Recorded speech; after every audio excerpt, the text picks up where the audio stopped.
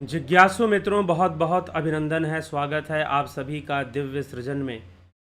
प्रत्येक दिवस की भांति आज फिर हम यहाँ पर लाइव चर्चा का कार्यक्रम शुरू कर रहे हैं। और इस लाइव चर्चा का जो कार्यक्रम, आज का जो विषय है हमारा, कि साधना में किसी साधक ने पूछा है कि मुझे साधना में अश्लील विचार क्यों आते हैं। साधना में जब मैं बैठता हूँ सुबह सुबह मॉर्निंग मेडिटेशन में, तो अश्लील विचार क्यों आते हैं। तो इस पर हम आज चर्चा करेंगे। तो देखिए, सबसे बड़ी बात क्या है कि जब आप साधना शुरू करते हैं, जब आप ध्यान योग शुरू करते हैं या किसी भी प्रकार की आध्यात्मिक उन्नति के लिए कोई कार्य जब आप शुरू करते हैं, प्रारंभ करते हैं, बाहर से नहीं भीतर से, बाहर से नहीं भीतर से, ठीक है, बाहर से दिखावे के लिए प्रयास करना नहीं। जब हम वाकई में यह निश्चय कर लेते हैं कि हमें सभी बंधनों से मुक्त होना है और हमें योग करना है, हमें ध्यान योग करना है, हमें साधना करनी है और अभ्यास करना है। भगवान श्री कृष्ण ने अर्जुन को अभ्यास के लिए प्रेरित किया। महर्षि पतंजलि ने भी अभ्यास के लिए प्रेरित किया है योग सूत्र में। और हमें अभ्यास करना है। जी हाँ, अभ्यास तो करना पड़ेगा। जो लोग ध्यान योग का कोर्स करते हैं उनके लिए भी यह बिल्कुल कंपलसरी होता है कि अभ्यास तो करना पड़ेगा, प्रैक्टिस तो करनी पड़ेगी। लेकिन अब प्रैक्टिस करेंगे जब हम इस यात्रा पर चलेंगे। तो जब हम यात्रा पर चलेंगे तो अभी अभी हम नए तो हैं इस यात्रा पर। अभी हमें क्या पता। कई लोग तो कहते हैं कि भाई ऐसे एक महानुभाव मिले कि ऐसे खाली ऐसे आंख बंद करके बैठने से क्या हो जाएगा। आदमी को कर्म करना चाहिए। कर्म ही तो बंधन है और कर्म किए बिना कोई रह भी नहीं सकता। यही तो भगवान कृष्ण ने अर्जुन को समझाया कि अर्जुन, ऐसा संभव ही नहीं है कि कोई जीव बिना कर्म के रह जाए। प्रकृति उससे कर्म करवाती ही करवाती है। तो कर्म करना चाहिए, कर्म करना चाहिए। ये उपदेश देने से क्या हो जाएगा भाई? प्रकृति तो कर्म करवा ही रही है। हाँ, हमें संकल्पवान बन के कर्म करना चाहिए। क्योंकि अगर हम कर्म ना भी करें, हम सोचें कि हम कर्म नहीं करेंगे, तो प्रकृति तो जबरदस्ती करवा लेगी। प्रकृति आपसे फोर्सफुली कर्म करवा रही है और करवा ही लेगी। इससे बढ़िया है कि प्रकृति हमसे कुछ भी करवाए, लोभ मोह काम क्रोध अहंकार के वशीभूत हम जो है संकल्पवान बने और संकल्पवान बनकर कर्म करें तो ज़्यादा बेहतर है। और निष्काम भावना से करें तो और अच्छी बात है। भगवान कृष्ण अर्जुन को इसी प्रकार से यह तथ्य बतला रहे हैं कि निष्काम भावना से कर्म किया जाए। तो अब कर्म तो होना ही होना है। ध्यान तो इन सब बंधन से मुक्त होने का मार्ग है। लेकिन जब हम इस मुक्ति के मार्ग पर चलते हैं, इस विषय को अगर हम बहुत अच्छे से समझना चाहते हैं कि जब हम साधना कर रहे होते हैं तो प्रारंभिक साधकों के साथ होता है, और जो खासकर युवा हैं उनके साथ 90% लोगों के साथ ऐसा हो सकता है, युवाओं के साथ, कि जब वो ध्यान योग करें, साधना में बैठें, स्पेशली इन मॉर्निंग टाइम, सुबह के समय बैठें, तो फिर क्या होगा कि उनको अश्लील विचार, गलत विचार उनको आते हैं। कई युवाओं के साथ ऐसा होता है, युवतियों के साथ भी ऐसा हो सकता है कि साधना करते समय गलत विचार आए, अश्लील विचार आए, गंदे विचार आए। अब ऐसा होता क्यों है, पहले तो हमें यह समझना है इसके पीछे कारण क्या है। क्या ये सही है होना? जी नहीं, सही तो बिल्कुल नहीं है। लेकिन उनका प्रश्न ये है कि चलो अगर हम साधना उस समय बंद कर दें। साधक का प्रश्न है कि मैं आंखें खोल लूं, मैं अपना ध्यान जो अंतर जगत में ले जा रहा था, गहराई में अपने आप को उतारने की कोशिश कर रहा था, शून्य में अपने आप को उतारने की कोशिश कर रहा था, मैं ये बंद कर दूं, मैं आंखें खोल दूं और आंखें खोलकर बैठ जाऊं। बैठा हुआ हूं आंखें खोलकर, सारे विचार गायब हो जाएंगे। सारे अश्लील विचार, गंदे विचार, सारे विचार, और भी चाहे जो भी हो, गंदे हो चाहे बुरे विचार हों, किसी भी तरह के विचार हों, क्योंकि विचार ही बाधा है। अब उसमें अच्छा बुरा का क्या है? पाप हो चाहे पुण्य हो, दोनों बंधन है। ठीक, तो विचार ही बाधा हो जाती है ना। अच्छा बुरा दोनों ही बाधा ही के रूप में आती है। लेकिन चलो ठीक है, अच्छे आने का ये है कि हमें एक अच्छी प्रेरणा मिलती है। लेकिन जब बुरे विचार आते हैं, गंदे विचार आते हैं, हिंसात्मक विचार आते हैं, द्वेषात्मक विचार आते हैं, अश्लील विचार आते हैं, वासनात्मक विचार आते हैं, कामुक विचार आते हैं, तब क्या होता है और वो क्यों आते हैं? इस विषय का बहुत अच्छी व्याख्या भगवान बुद्ध ने दी है। जब वह, यद्यपि एक और श्री अरविंदो ने भी इसको समझाया है और भी लोगों ने भी इसे समझाया है, स्वामी विवेकानंद भी इस विषय में बोलते हैं, वो खुद अपना अनुभव बताते हैं इस विषय में कि नरेंद्र नाथ दत्त, जब वो स्वामी विवेकानंद नहीं बने थे, एक युवा छात्र थे और शिक्षक भी थे, पढ़ाते भी थे। ठाकुर के पास गए और ठाकुर के पास उन्होंने अपनी यही समस्या रख दी ठाकुर रामकृष्ण परमहंस के सामने।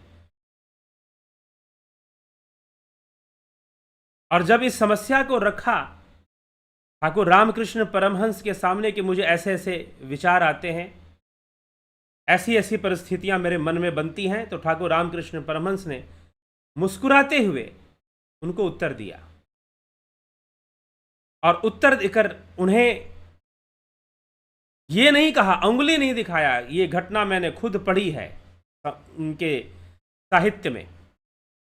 जब स्वामी विवेकानंद ने अपनी समस्या रखी ठाकुर रामकृष्ण परमहंस के अनुसार, तो वे ये भी कह सकते थे, नहीं ये तो गलत है, तुम गलत कर रहे हो, तुम्हारे संस्कार, अरे किसके संस्कार अच्छे होते हैं भाई? धोबी के पास कोई साफ सुथरा कपड़ा तो जाता नहीं है, धोबी के पास मैले कपड़े ही जाते हैं।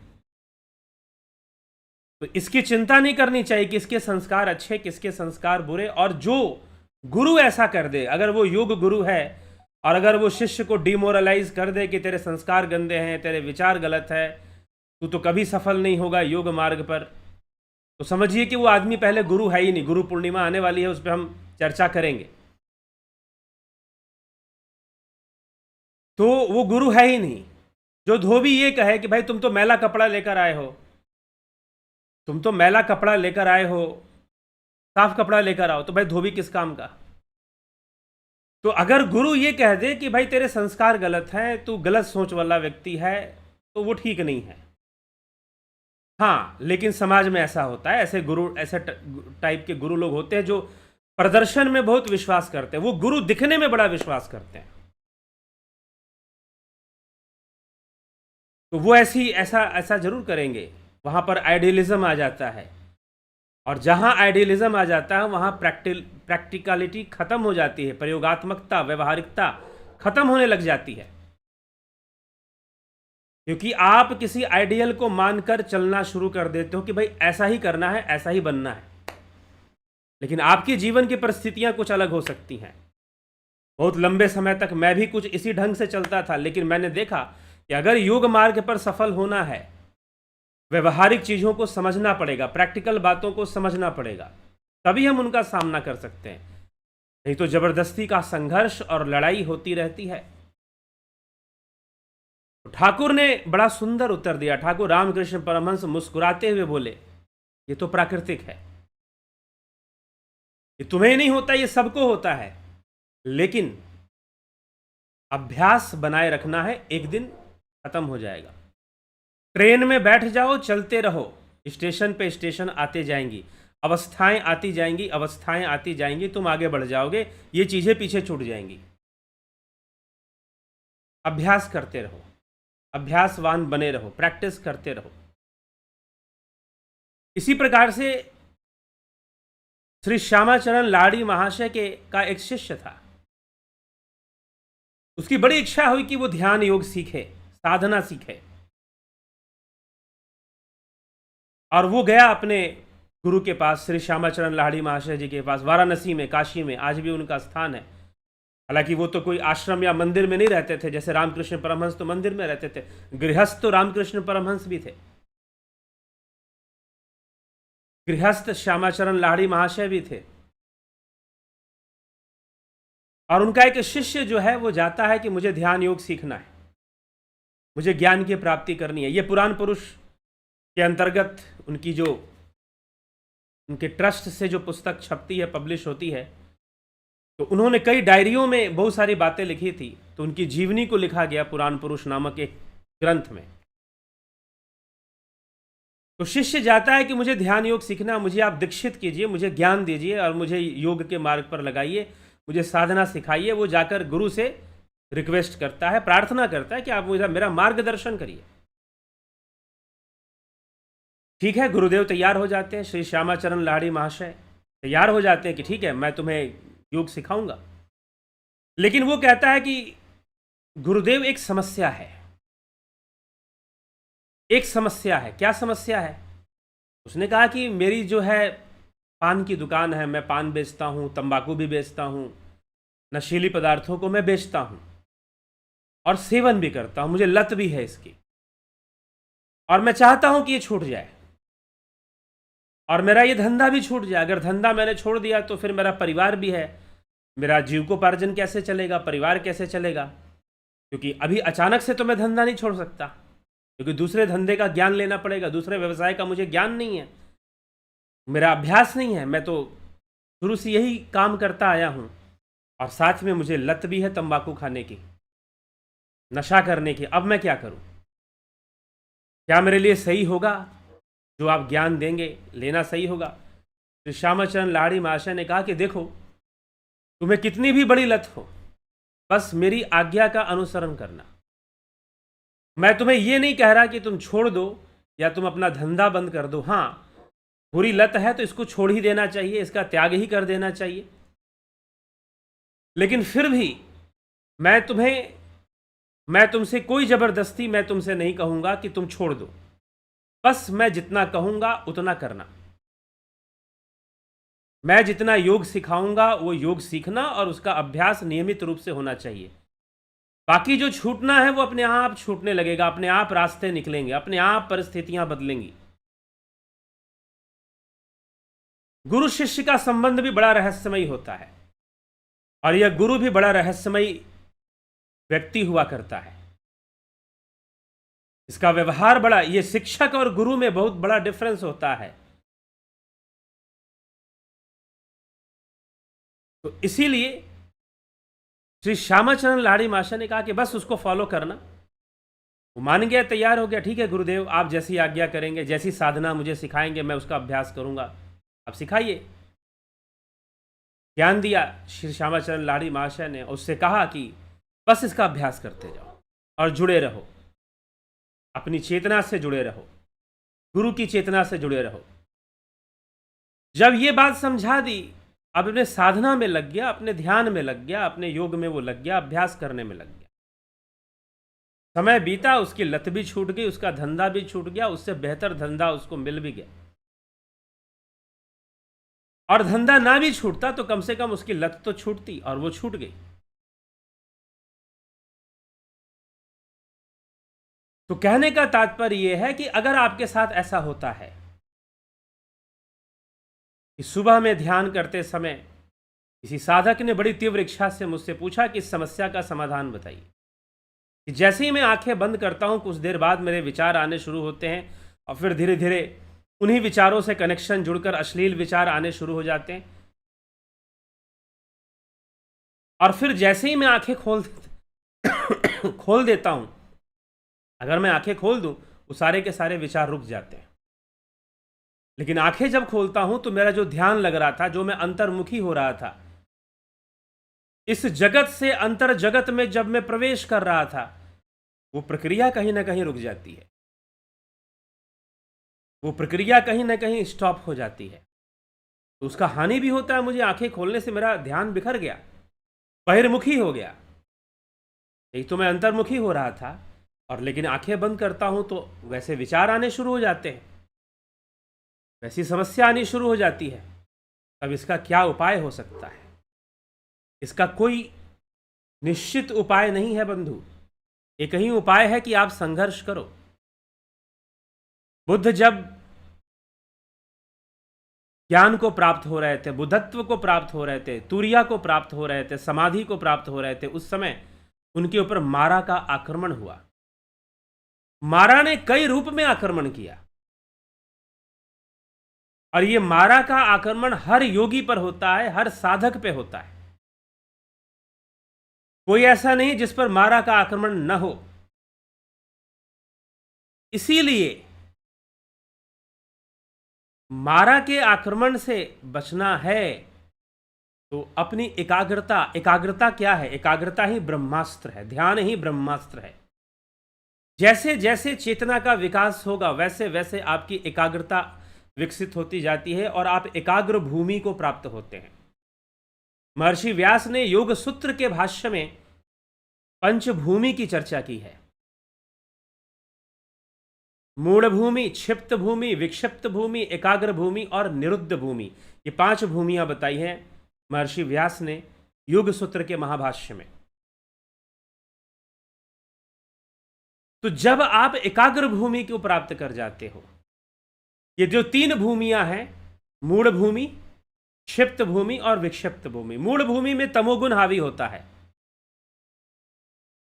क्षिप्त भूमि में रजोगुण हावी होता है, विक्षिप्त भूमि में होता है। लेकिन इन तीनों गुणों से परे की जो अवस्था है वो एकाग्र भूमि है, और एकाग्र भूमि के अलावा निरुद्ध भूमि है जो आखिरी अवस्था है, निरुद्ध भूमि। ये 5 भूमियों की चर्चा ऋषि व्यास ने योग सूत्र भाष्य में किया है। तो 5 भूमियों की चर्चा मिलती है। तो जब आप ध्यान योग का अच्छे से अभ्यास करते हो और जब आप एकाग्र अवस्था में चले जाओगे तो ये चीजें आपको परेशान करना बंद कर देंगी।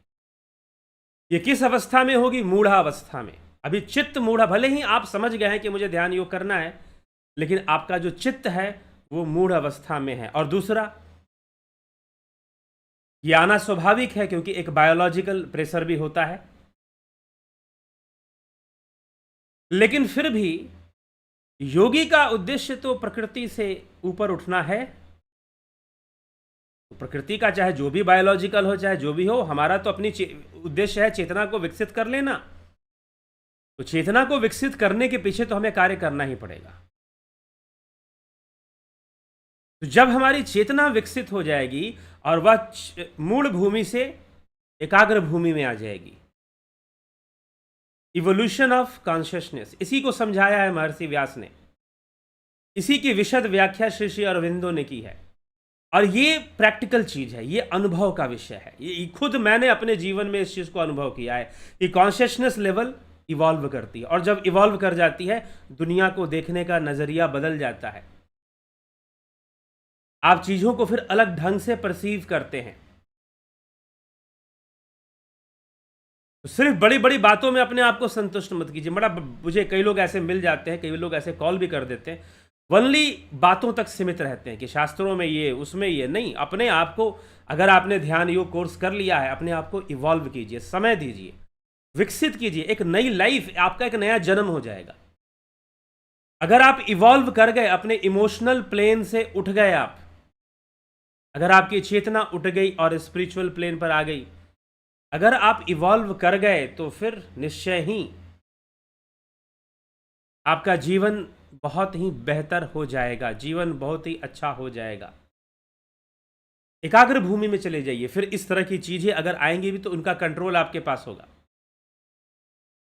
अगर कोई विचार आएगा भी तो आप अपनी एकाग्रता से, अपनी ध्यान शक्ति से उन विचारों के प्रवाह को, उन विचारों की बाढ़ को, उन विचारों के तूफान को खंडित कर देंगे। उस मारा के आक्रमण को आप क्षण भर में चकनाचूर कर देंगे, जैसे तथागत बुद्ध ने किया। जब वो पीपल वृक्ष के नीचे, जब वो पीपल वृक्ष के नीचे ध्यान में बैठते हैं, ध्यान योग में बैठते हैं, और जब वो, उसके पहले ये नहीं हुआ था। क्यों नहीं हुआ था? कि उस तरह का ध्यान योग उन्होंने शुरू नहीं किया था। अनेकों प्रकार के तप किए, शरीर उत्पीड़न तप किया, अन्न जल सब त्याग दिया गौतम बुद्ध ने, सिद्धार्थ गौतम ने, लेकिन फिर भी साक्षात्कार नहीं हुआ। लेकिन गया की भूमि में जाकर, बोध गया में, तथागत बुद्ध को बुद्धत्व प्राप्त होता है। और उस समय उसकी व्याख्या जो है, जब वो बैठते हैं ध्यान के अंदर, तो कैसी कैसी चीजें सामने आती हैं। मारा का आक्रमण होता है, मारा अनेकों प्रकार का माया जाल फैलाता है, कभी क्रोध को उत्पन्न करने की कोशिश करता है, कभी अप्सराओं को भेजकर काम वासना उत्पन्न करने की कोशिश करता है। ये मारा कोई और नहीं, यह माया का ही दूसरा रूप है। माया के तो अनेकों रूप हैं। तो अनेकों, कभी क्रोध, कभी काम वासना, कभी लोभ, कभी मोह, कभी शरीर का मोह, अनेकों विषयों को उत्पन्न करने का कोशिश करता है। लेकिन तथागत एकाग्र भूमि को प्राप्त कर चुके थे, तथागत एकाग्र भूमि को प्राप्त कर चुके थे, और कोई प्रभाव नहीं पड़ता उनके ऊपर। वो चलते जाते हैं, बीच बीच में लगता है कि शायद ये चीज़ मुझे डिस्टर्ब कर देगी, मेरी अखंडता को तोड़ेगी, मेरी एकाग्रता को तोड़ेगी, लेकिन तोड़ नहीं पाती है। और बुद्ध बुद्धत्व को प्राप्त कर जाते हैं, सिद्धार्थ बुद्ध बन जाते हैं, सिद्धार्थ बुद्ध बन जाते हैं। तो बुद्ध बनने के लिए वैसे एकाग्र भूमि को प्राप्त करना पड़ता है, अपनी चेतना का विकसित करना पड़ता है। और इसका उपाय क्या है? अभ्यास। पहली बात तो यह समझ लीजिए कि अभ्यास, किसी भी परिस्थिति में अभ्यास का त्याग नहीं करना है।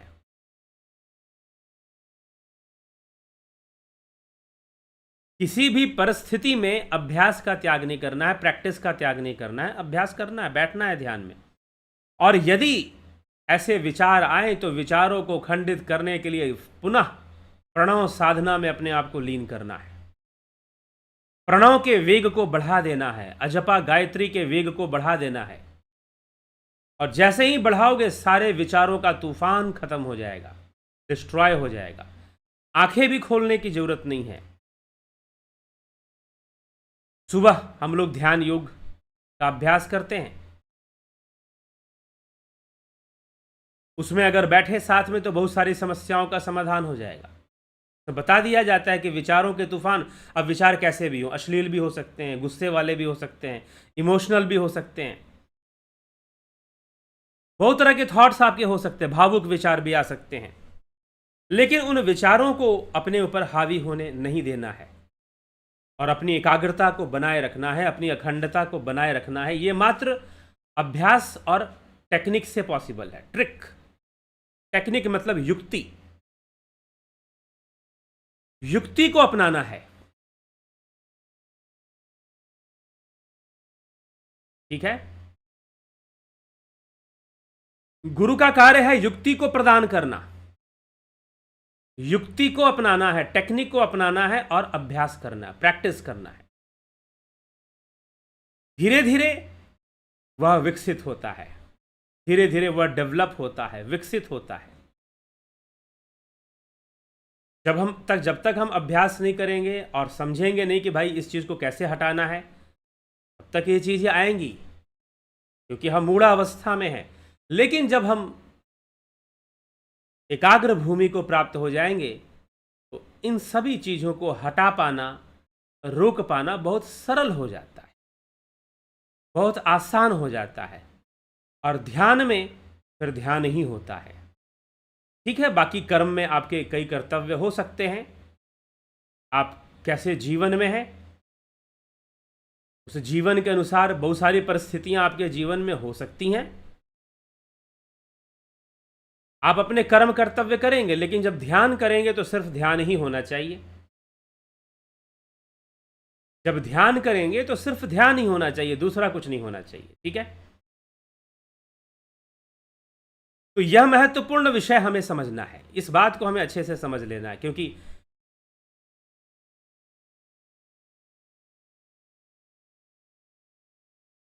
चलोगे तो चलना तो देखो पड़ेगा, ज्ञान के मार्ग पर, ध्यान के मार्ग पर। रास्ते में कांटे तो होंगे, लेकिन चलना पड़ेगा। चल लोगे तो बस चल लोगे, इतना भी मुश्किल नहीं है। कांटे वाटे मत सोचो ज़्यादा। कुछ लोग सोचते हैं कि भाई कांटे होते हैं, कांटे चुभेंगे। कुछ लोग, कई बार ऐसा, जैसे कि उपनिषदों में कहा गया है, युग के मार्ग पर चलने का मतलब छुरी की धार पर चलना। छुरी की धार पर चलने का मतलब ये नहीं कि चलोगे तो पैर कट जाएंगे, जी नहीं, ऐसा कुछ भी नहीं। तकलीफ होगी, दर्द होगा, नहीं। छुरी की धार बहुत पतली होती है, वहां से स्लिप होने के चांसेस बहुत ज्यादा होते हैं। योगी कई बार गिरता है, फिर उठता है, गिरता है, उठता है, गिरता है, उठता है, चलता रहता है। उठना पड़ता है, बार बार उठना पड़ता है, बार बार चलना पड़ता है। राह में धूप तो होगी, चल सको तो चलो, चलना पड़ता है। तो गर्मी हो सकती है, कभी बरसात हो सकती है, कभी साधना खूब अच्छी चलेगी, कभी नहीं चलेगी, कभी एकाग्रता बहुत अच्छी बनेगी, कभी नहीं बनेगी। लेकिन साधक को अभ्यास करते रहना पड़ता है। मन लगे चाहे ना लगे, मन का काम है नहीं लगना। अरे अश्लील विचार नहीं आएंगे तो क्या आएंगे? आहार, निद्रा, भय, मैथुन बेसिक इंस्टिंक्ट है।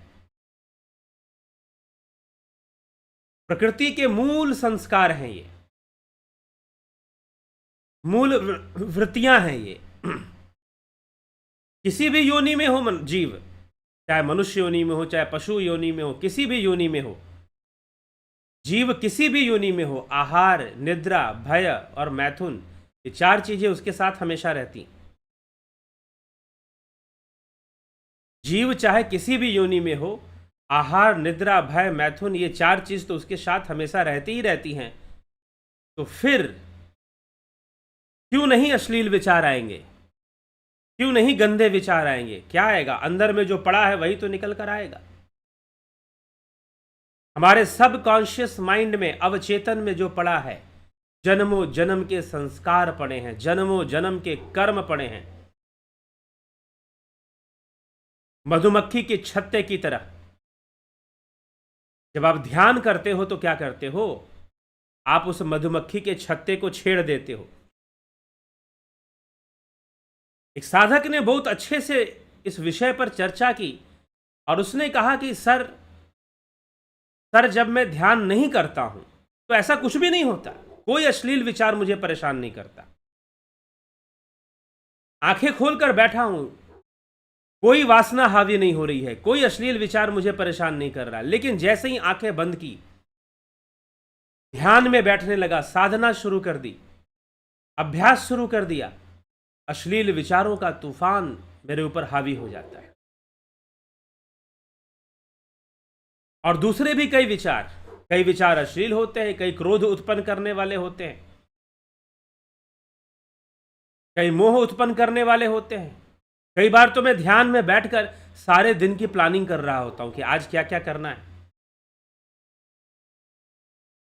कई बार तो मैं छुट्टियों में अपने वेकेशन में टूर प्लान कर रहा होता हूं कि आज कहां जाना है, कहां घूम के आना है, किधर घूम कर आना है। वेकेशन हो रही है, छुट्टी आ रही, तो उसको प्लान करता हूं। कब प्लान करता हूं? जब ध्यान में बैठ जाता हूं। और प्लानिंग बड़ी अच्छी होती है, एकाग्रता है, लेकिन ध्यान तो रुक गया, बहुत तरह के विचार आ गए, बहुत तरह की परिस्थितियां बन गई।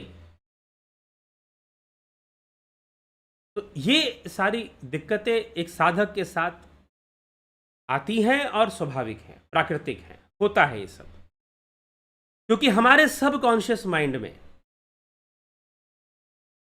बुद्ध कहा करते थे कि अगर मनुष्य के पिछले सभी जन्मों की अस्थियों को इकट्ठा कर दिया जाए, हड्डियों को इकट्ठा कर दिया जाए, तो हिमालय जैसा पर्वत बन जाए। इतनी बार जन्म ले चुका है और इतनी बार वो भोगों को भोगना, जन्म लेना, अनेक योनियों में बस आहार निद्रा भय मैथुन, आहार निद्रा भय मैथुन, ये तो चलता ही रहेगा ना।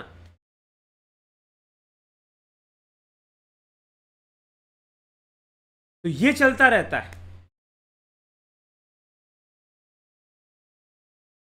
तो फिर क्या किया जाए?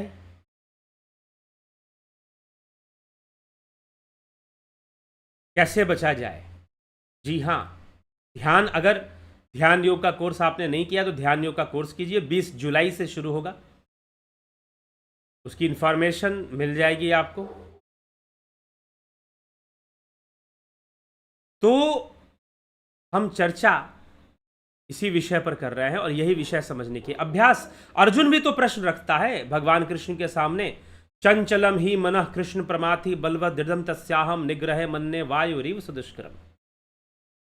हे श्री कृष्ण, यह मन बहुत ही चंचल वायु के समान, बहुत ही बलवान, बहुत ही दृढ़, बहुत ही शक्तिशाली है, इसका निग्रह तो असंभव लगता है। तो श्री कृष्ण कहते हैं असंशयम महाबाहो मनो दुर्निग्रहम चलम अभ्यासेन तू कौन्तेय वैराग्येन च गृह्यते। अभ्यास और वैराग्य का सहारा लो।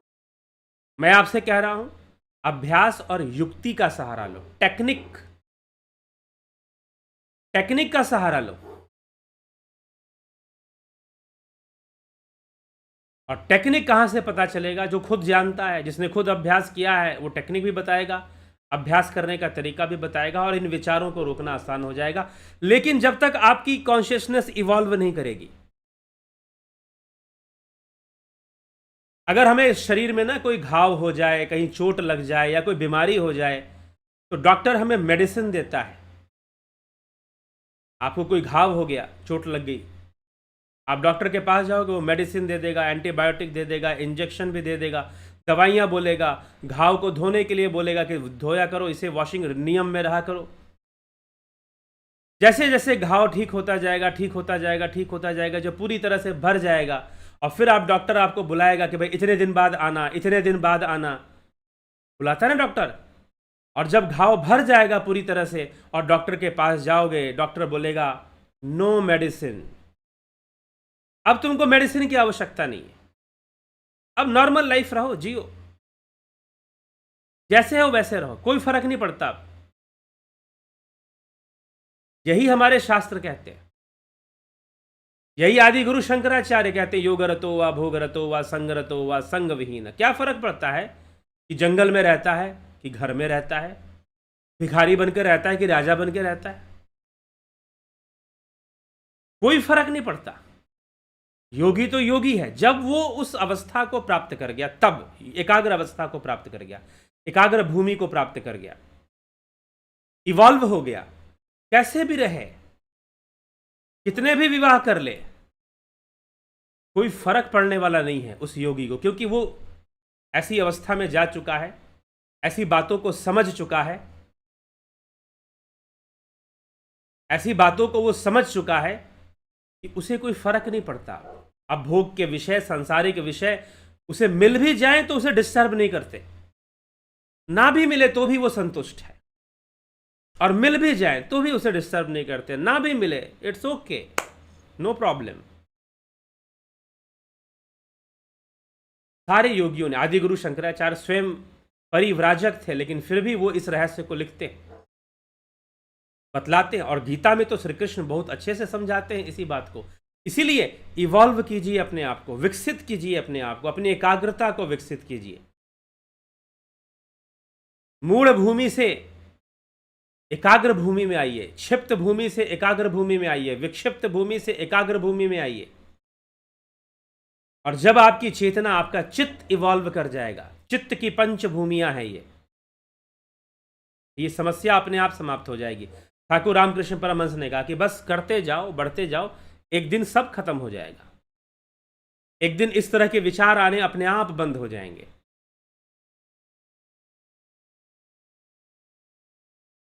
स्वामी विवेकानंद को समझाया ठाकुर रामकृष्ण परमहंस, अभ्यास करते जाओ, घबराने की जरूरत नहीं है, धैर्य रखने की आवश्यकता है। तो योग मार्ग पर हमें चलना पड़ता है, चरैवेति चरैवेति। ये ऐसा मार्ग है जिस पर चलने का कोई विकल्प नहीं होता, चलने के अलावा कोई विकल्प नहीं। गिर गए तो फिर उठो फिर चलो, गिर गए तो फिर उठो फिर चलो, उठना ही पड़ेगा, चलना ही पड़ेगा। बस यही बात हमको समझनी चाहिए। और आपको बता दें, अभी मैंने एक लिंक डाला है, आप देख सकते हैं, गुरु पूर्णिमा, गुरु की पहचान, ढोंगी पाखंडी गुरु से कैसे बचे, जुलाई 3, और लिंक दिया हुआ है, आईडी और पासकोड दिया हुआ है। आप इसको ज्वाइन करना चाहते हैं, ये जूम ऐप के ऊपर हम 3 जुलाई से जूम ऐप पर, ये जो लाइव चर्चा इस समय चल रही है ना, वो जूम ऐप पर चलेगी। तो क्या वो यूट्यूब पर भी दिखाई देगी? शायद यूट्यूब पर भी हम उसको डालें बाद में, तो अभी कंफर्म नहीं बता सकते, लेकिन जूम ऐप पर ये चर्चा चलेगी। और संभवतः अगर समय मिला तो उसमें आपको प्रश्न पूछने का भी मौका दिया जाएगा। तो आप ये लिंक कॉपी कर लें, सेव कर लें अपने पास। इस लिंक को कोशिश किया जाएगा डिस्क्रिप्शन में भी डाल दिया जाएगा इस वीडियो के। आप जरूर लिंक को ज्वाइन कर लें, सेव कर लें। और 3 जुलाई को 9 PM पर गुरु पूर्णिमा वाले दिन जूम ऐप पर इस तरह से यह चलेगा। यह कोर्स नहीं है, चर्चा चलेगी, लाइव चर्चा चलेगी। तो हमें इस विषय को समझकर आगे बढ़ना है। और आपके कमेंट्स हम देखेंगे, कौन क्या कहता है। AK त्यागी जी, बहुत अभिनंदन है आपका। संतोष कुमार जी, शंकर प्रसाद जी, नरेंद्र माकुड़े जी, गोविंद प्रसाद नीमा, विनोद कुमार सूद, सविता नायक, काशीनाथ, राम निवास मीना, माधुरी कोले, सतीश मास्टर, श्वेता राय सिन्हा जी, बहुत अभिनंदन है आप सभी का।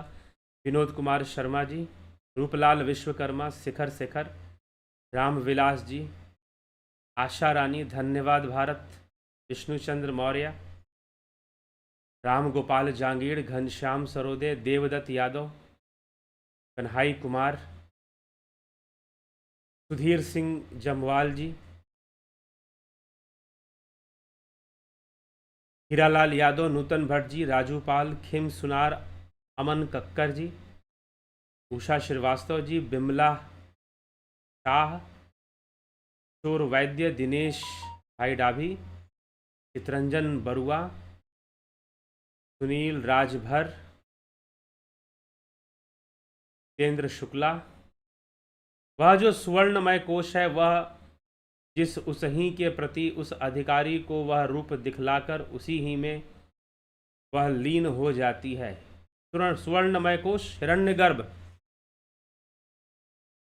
जी हाँ, वह जीव की उत्पत्ति स्थान है, लेकिन जो ब्रह्म है वो उसके भी परे। प्रणाम प्रभु। दीपक शर्मा जी, ओम तत्सत। स्वामी भक्त देव शुभयोगी, ओम नमः शिवाय। संतोष गुप्ता जी, ओम तत्सत।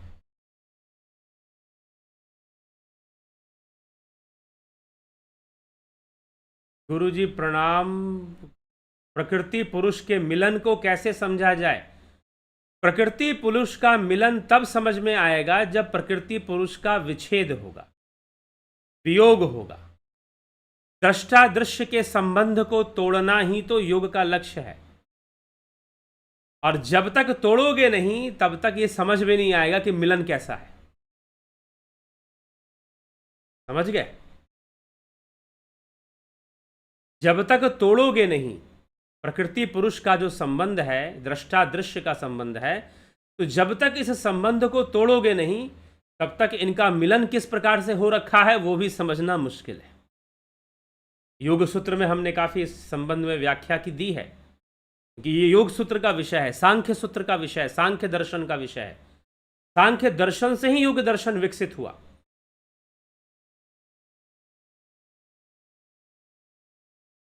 ठीक है? तो प्रकृति पुरुष का मिलन कैसा है, इसको अगर बढ़िया से समझना चाहते हैं, ध्यान योग का कोर्स कीजिए। जब आप स्वयं को प्रकृति के सभी विचारों और भावनाओं से अलग कर कर देखेंगे तो आपको समझ में आएगा कि मैं इस समय अलग हूं और इस समय मिलन में हूं। ठीक है? ऐसे नहीं समझ में आएगा। ध्यान योग का अभ्यास कीजिए। ध्यान योग का कोर्स ज्वाइन कर लीजिए 20 जुलाई से जो शुरू होगा। और ध्यान योग के अभ्यास से यू विल अंडरस्टैंड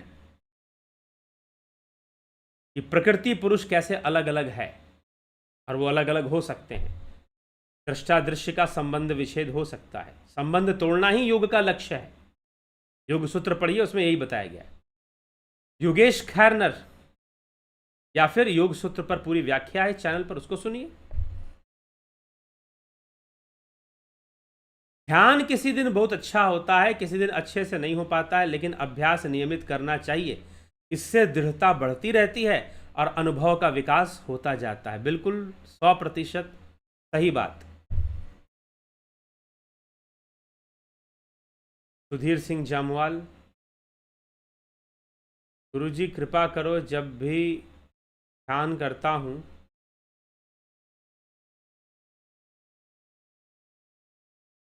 कई बार अच्छे बुरे विचार आते रहते हैं, मगर आपके बताए अभ्यास से थोड़ा थोड़ा प्रयास चल रहा है, फिर भी कभी श्री को झटके क्यों लगते हैं। हाँ, अब निद्रा भी आती है। बहुत सारे विचारों को जब आप आगे बढ़ जाओगे तो आखिरी में निद्रा आपके ऊपर हावी होगी। कितना भी सो लो, ध्यान के समय अलग से नींद आएगी। ये भी मन का, ये भी तो आहार, निद्रा, भय, मैथुन, ये चारों हावी होंगे भाई।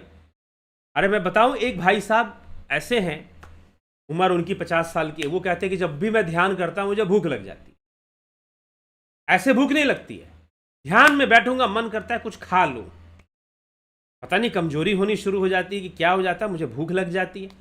कोई कमजोरी नहीं हो रही है। यही 4 चीजें जो आपके सबकॉन्शियस माइंड में है, आहार, निद्रा, भय और मैथुन। कई लोग ध्यान करते हैं, बोलते हैं कि जब भी मैं ध्यान में आंखें बंद करके बैठती हूं मुझे भय लगना शुरू हो जाता है। ये काम करेंगे तो ये झटके भी आते हैं, उसका भी यही उपाय है कि अभ्यास कीजिए अच्छे से, और सुबह में साधना को ज्वाइन किया कीजिए, मॉर्निंग मेडिटेशन।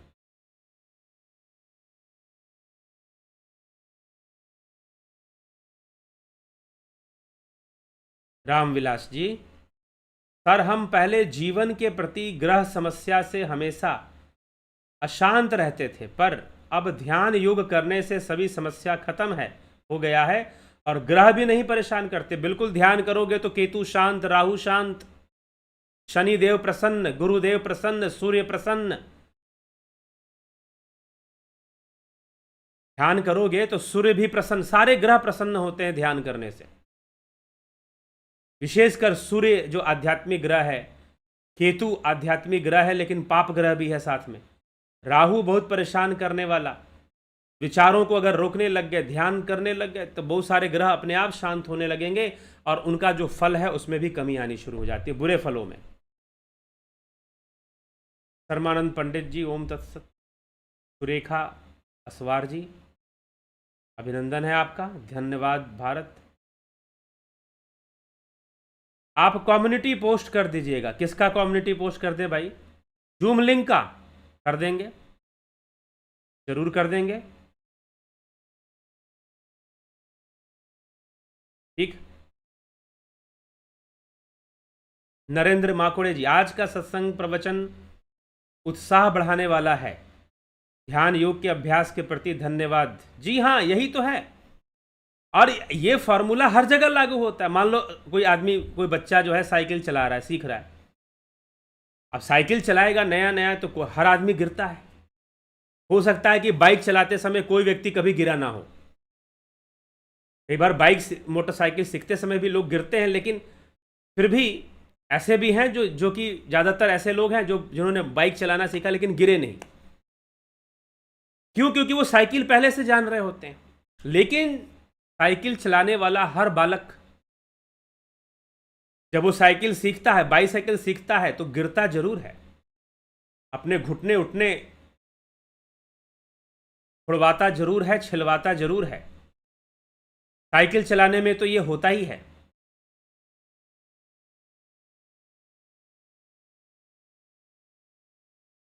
ठीक है, साइकिल चलाने में तो ये होता ही है जी, बिल्कुल होता है। तो वैसे ही अगर गिर गए तो गिरने के डर से अब चलाओगे ही नहीं, तो सारी जिंदगी साइकिल नहीं सीख पाओगे। साइकिल नहीं सीख पाओगे तो मोटरसाइकिल चलाने में भी दिक्कत, कार चलाने में स्टीयरिंग का एक्सपीरियंस ही नहीं आ पाएगा आपके पास,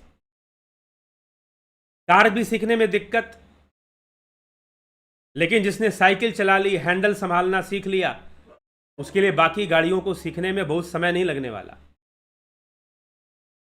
कहने का अर्थ है कि गिरने के डर से अगर चलेगा ही नहीं मार्ग पर, गिरने के डर से मार्ग पर चलेगा ही नहीं, तो कभी कुछ कर नहीं पाएगा। चलना तो पड़ेगा, रिस्क तो लेना पड़ेगा।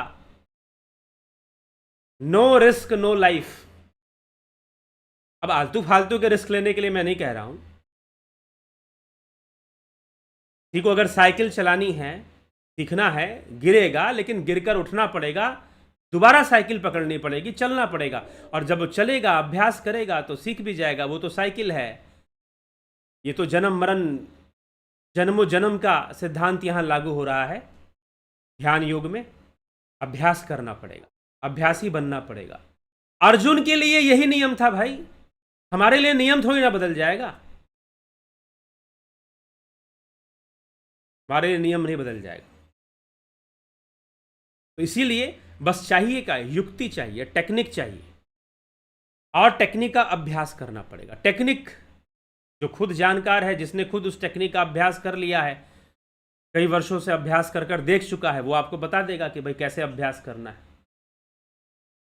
हाँ, ऐसे लोगों से मत अभ्यास सीखा करो जो कि कहीं से कॉपी पेस्ट कर लेते हैं। चलो भाई हम इधर से, आजकल क्या है ना कि बहुत सारे लोग जो हैं इस रास्ते में, ये कथावाचक होना और मेडिटेशन ट्रेनर होना, ये सब एक प्रोफेशन की तरह भी समझते हैं। उनके खुद का अभ्यास परिपक्व नहीं होता और सिखाना शुरू कर देते हैं। ऐसी भी समस्याएं आ जाती हैं। तो अभ्यास करते हुए जिसने खुद देखा है, चलते हुए देखा है, तो वो आपको कुछ चला सकता है, वो आपको कुछ बता सकता है। तो इसलिए हमें जागरूक होना है और अभ्यासी बनना है। समस्या का समाधान जरूर मिलेगा।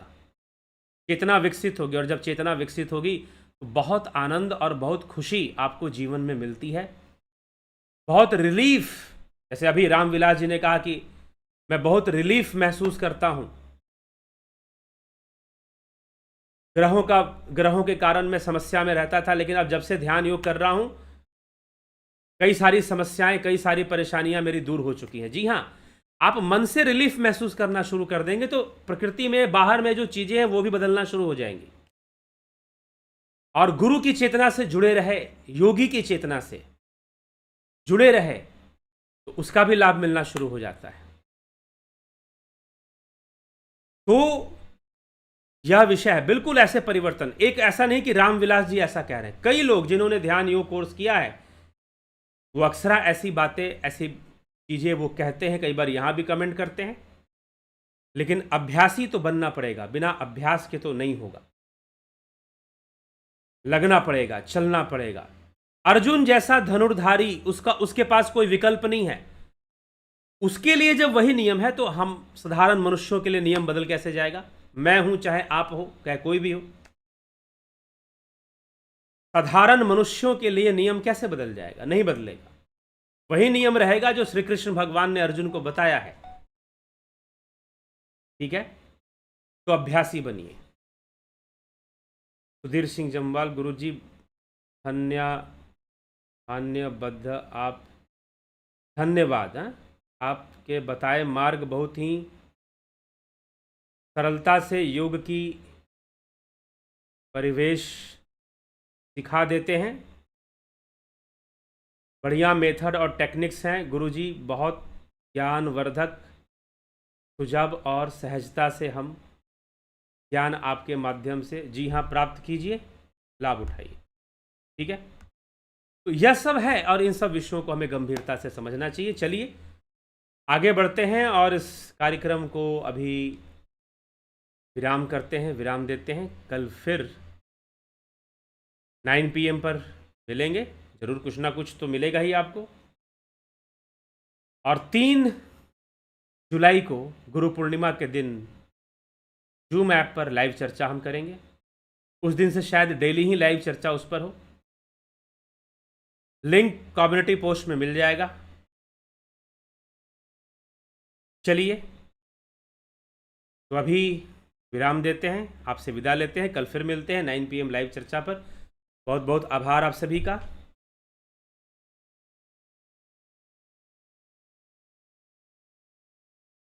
आपने जो प्रणव साधना के 6 स्टेप्स बताए हैं, 4 स्टेप्स बताए हैं, 6 नहीं, वास्तव में 3 ही स्टेप हैं। चौथा तो निरुद्ध अवस्था के लिए है, तो 6 स्टेप्स तो नहीं है। एक बार आप सुबह की साधना ज्वाइन कर लीजिए, समय निकालकर, क्लियर हो जाएगा। मॉर्निंग की जो साधना है वो ज्वाइन कर लीजिए एक बार, उसमें डेली ये स्टेप्स करवाए जाते हैं, उसमें आपको क्लियर हो जाएगा। हाँ, टोटल दूसरी 2 क्रियाओं को मिलाकर 6 होगा, ऐसे सिर्फ प्रणव साधना का 6 स्टेप नहीं है। ठीक, तो प्रणव साधना का मात्र चौथे स्टेप तक ही है, 6 स्टेप नहीं है। चलिए, इसलिए जो लोग भी ध्यान योग किए हैं और ध्यान योग करने में उनको समस्या है, कुछ दिनों के लिए ज़रूर आप मॉर्निंग का ध्यान योग जो है ज्वाइन करें, जो ऑनलाइन चलता है सुबह 5 बजे, आप उसे ज्वाइन कर लिया करें, बड़ा अच्छा रहेगा आपके लिए। कुछ भूले होंगे तो ट्रेंड हो जाएगा, मिल जाएगा दोबारा। हालांकि पूरी साधना उसमें भी हम नहीं करवाते हैं समय की कमी के कारण, लेकिन जो ज़रूरी है वो करवा दिया जाता है, जो आवश्यक है, कंपलसरी में कैटेगरी में जो आता है वो करवा दिया जाएगा।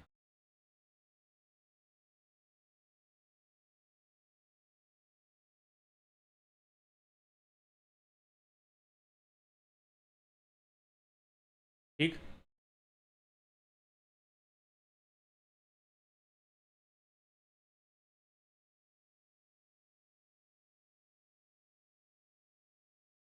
हाँ, बिल्कुल सही कह रहे हैं। अगर जो विधि बताई गई है उस विधि से अगर आप साधना करते हैं तो विचार नहीं आएंगे, ये अश्लील विचार, गंदे विचार ये हावी नहीं होंगे। सही बात कह रहे हैं AK भट्ट जी, तो आपके ऊपर ऐसे विचार हावी नहीं होंगे। वही तो टेक्निक, युक्ति जानना पड़ेगा ना, टेक्निक जानना पड़ेगा, युक्ति जानना पड़ेगा, तभी समस्या का समाधान होगा। ठीक है, बहुत बहुत आभार आप सभी का। आप सभी के बहुत अच्छे अच्छे टिप्पणी, बहुत अच्छे अच्छे कमेंट्स आज लोगों ने किए, सभी का बहुत बहुत आभार है। और इसी के साथ आज विदा लेते हैं। ओम तत्सत सभी को।